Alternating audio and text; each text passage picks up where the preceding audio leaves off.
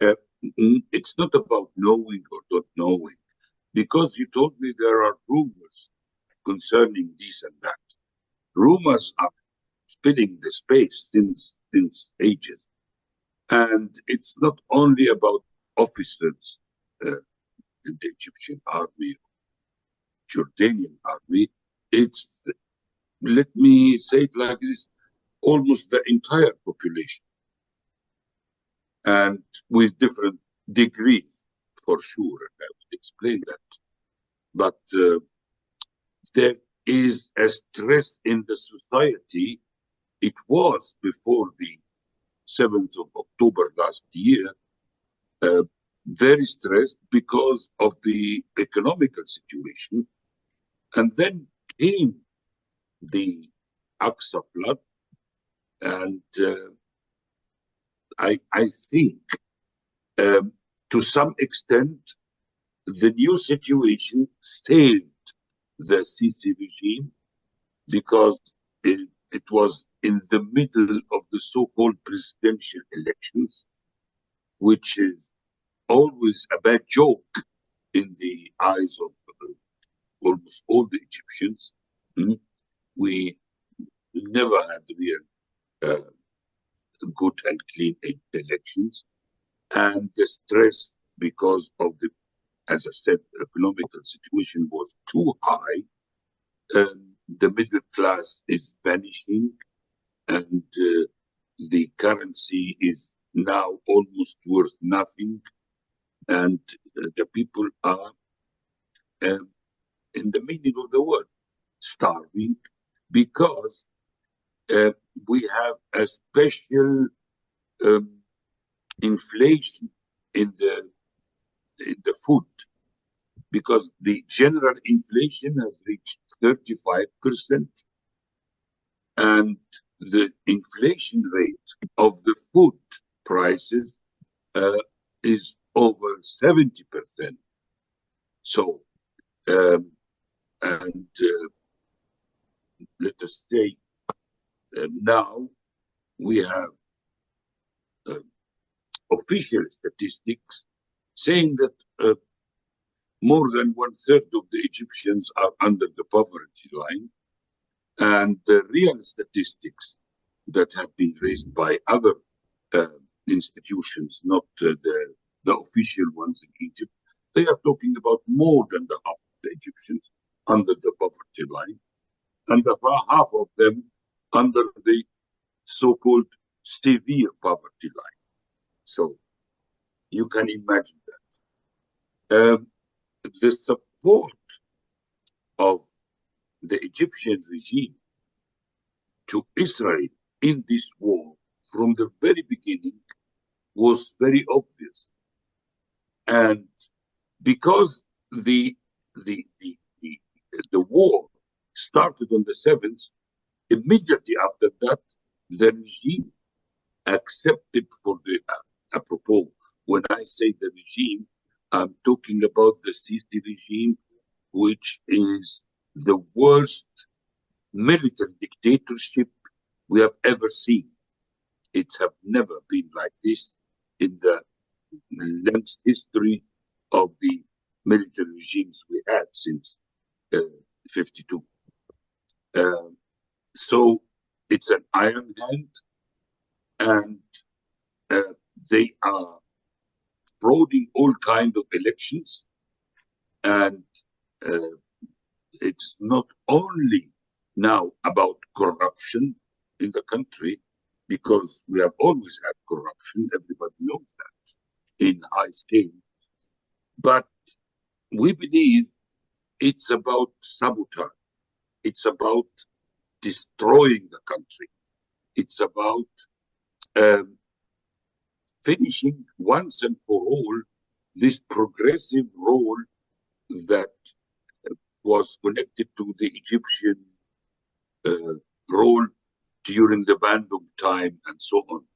This was not accepted by the West, and therefore they decided to crush the Nasser regime at that time. I am not a Nasserist, but the Nasser regime was not accepted by the West because of his ambitious goals of uniting the Arabs and so on. And Egypt was and still the heart of the Arab countries.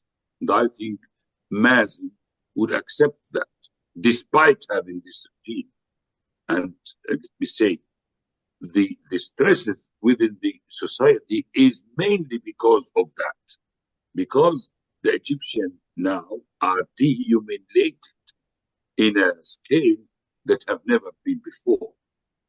And let me say, after the 7th of October last year, this military regime, in the middle of the election campaigns, allowed demonstrations, which is not allowed at all in the country. And everybody can see that.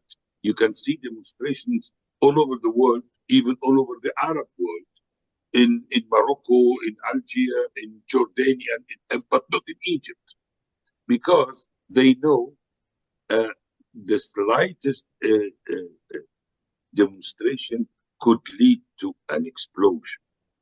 And they have to avoid that by all means. You can't imagine what the people on the streets in their first demonstrations as a solidarity movement with the Palestinians in this 7th of October, what they called in these demonstrations. And the result was completely preventing any kind and prohibiting all kinds of demonstrations immediately after. Not even three people on the street, when they start to shout, they are in the box after a few minutes. The people on the streets, they shouted in the demonstrations last year in October. Let me say it in Arabic because of the rhyme. Ya Falastin, Ya Falastin, احنا كمان محتلين. That means calling Palestine, Ya Palestine, Palestine, we are also occupied. We are also occupied. And therefore, it was prohibited completely. So,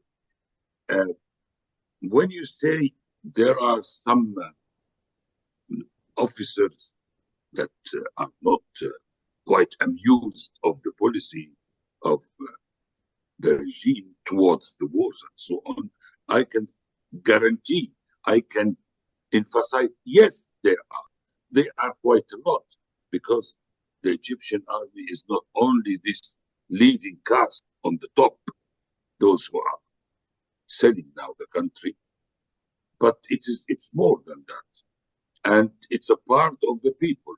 It's a huge army, intense worldwide. So, but the Iron Hand still the mighty one, still, not only under the uniform, but in the entire society. And let me say something that maybe not all the people know. In Egypt, we have the regime that completely crushed down the state of law, completely. We don't have any kind of laws now. Everything is violated by the regime. It's exactly like the same attitude like Netanyahu towards international law and towards any kind of resistance. That's exactly describable in Egypt with the regime. And this situation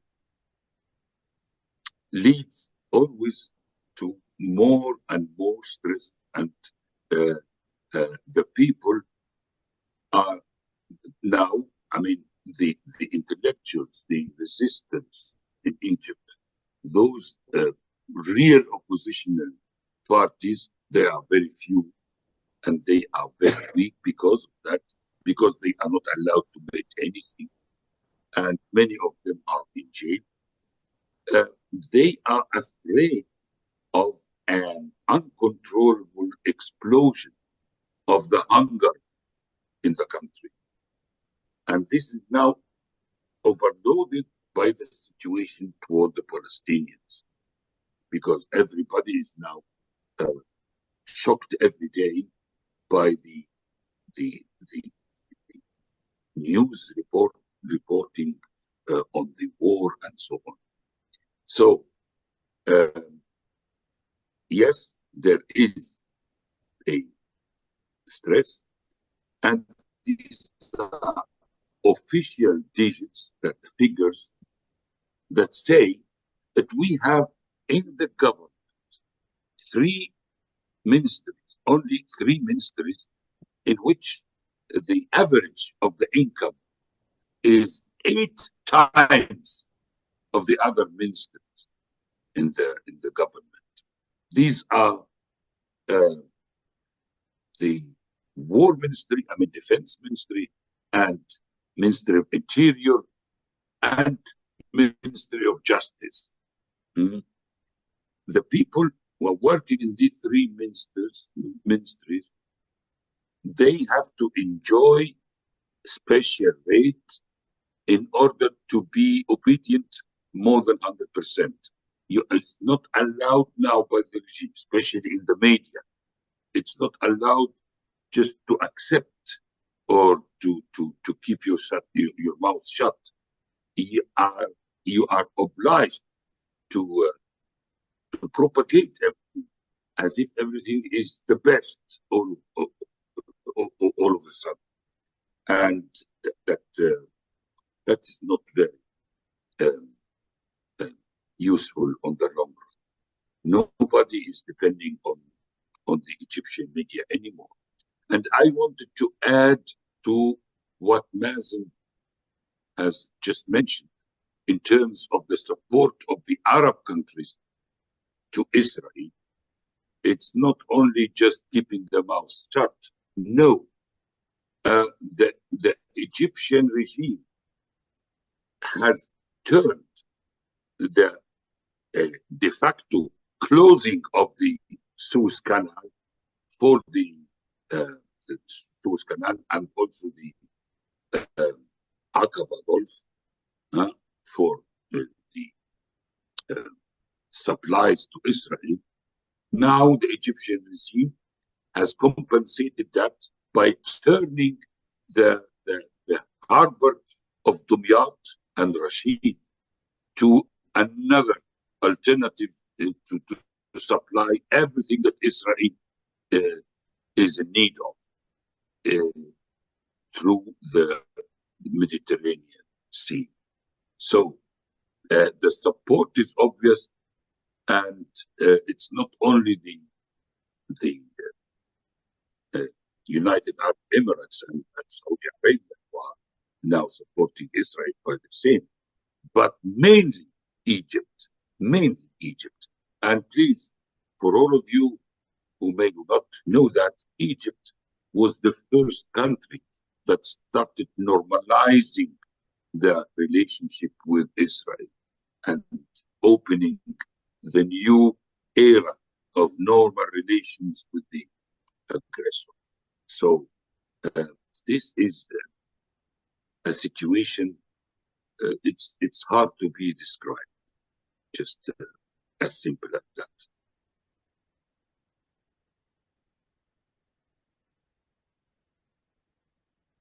Hey, click on your... Thank you, Mamdouh. Yeah. Are there any questions to our friend and comrade? Can I ask something? Yes, sure. So, if you could assess the stability of the Egyptian regime, what would you say? That it is going to last? It doesn't face any serious challenges, or do you feel that as the war drags on in Western Asia, it may start to have serious concerns?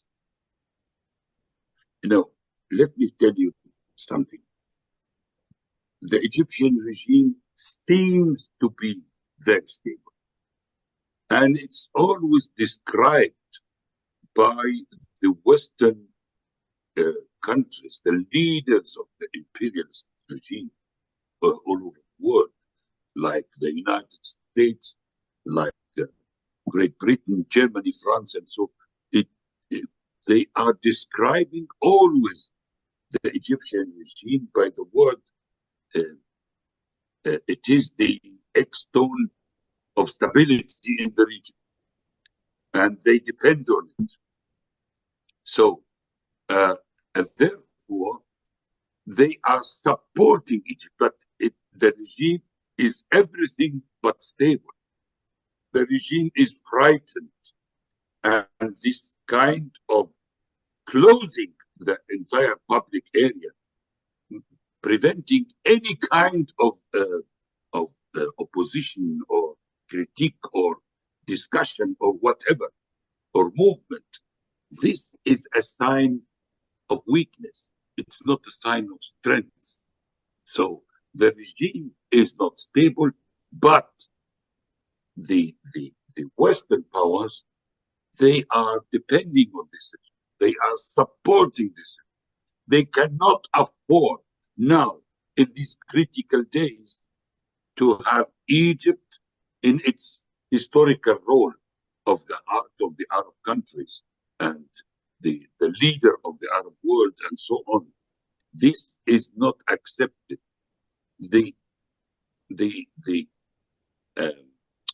Let me say it like this: the conflict between a dispute between the Nasser regime and the West during the Nasser era, it was not because Nasser was a socialist or whatever. No, it was because Nasser decided to work for the independence of the country. And this is exactly the same situation now. I am not a supporter of the Ayatollah regime in Iran, but let us say it frank, Iran is the only independent regime in the entire area. The policy of the regime during Nasser time in Egypt was made in Cairo and not in Washington. And exactly the same is in Iran. Their policies are made in Tehran. And this is not acceptable, not because they are not democratic or they don't treat women nice and Islamists and so on. No, that doesn't interest anybody in the West, but because they are still independent.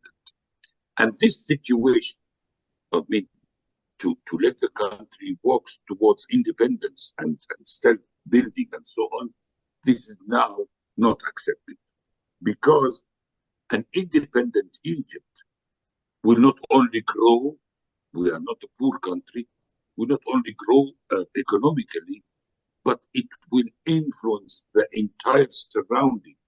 It will influence most the Arab world to the east and to the west of Egypt, and to the south also. I mean, especially in terms of the support of Egypt to the Palestinian issue. I mean, everybody knows under Nasser. But this kind of support is not acceptable anymore by the West. And therefore, the regime will be always saved by the West when it seems to be in danger. And they made that last time this year by supporting the regime after the situation of the inflation became real dangerous.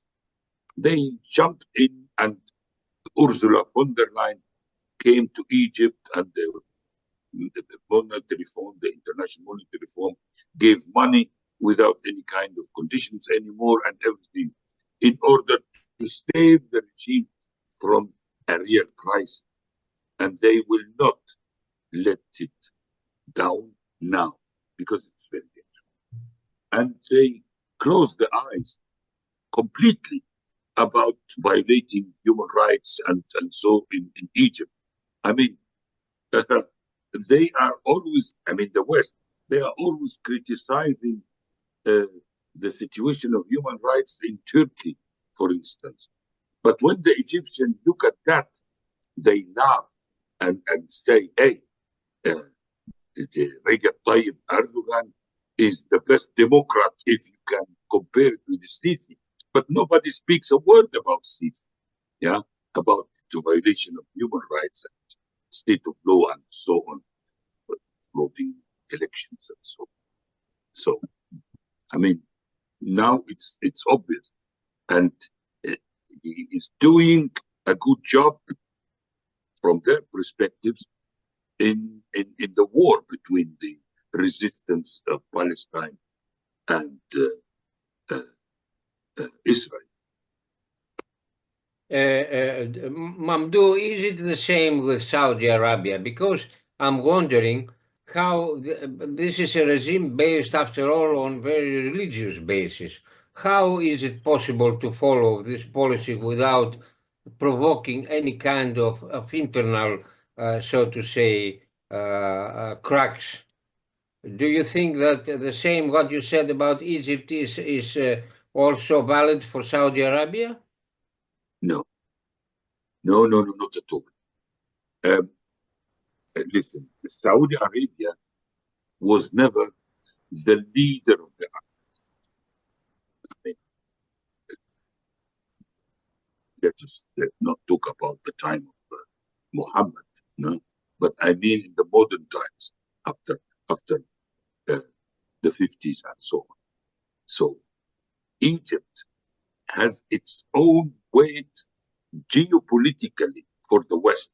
It's not economically. But Saudi Arabia has its weight because of its financial potential. But anyway, the situation in Saudi Arabia is not similar.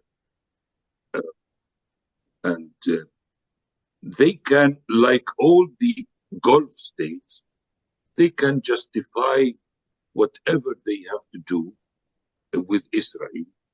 And they will normalize this situation, their relationship with Israel.